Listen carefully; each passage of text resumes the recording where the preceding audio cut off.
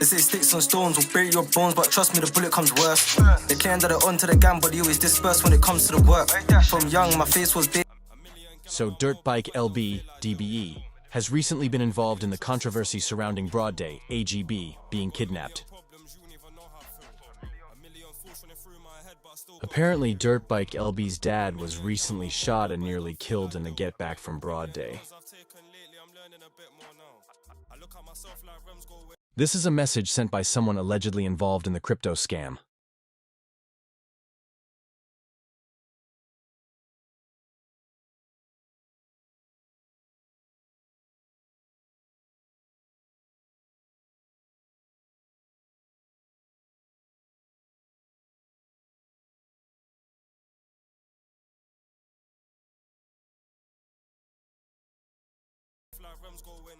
Also around the same time, Dirtbike LB didn't show up to a show that he was meant to appear at.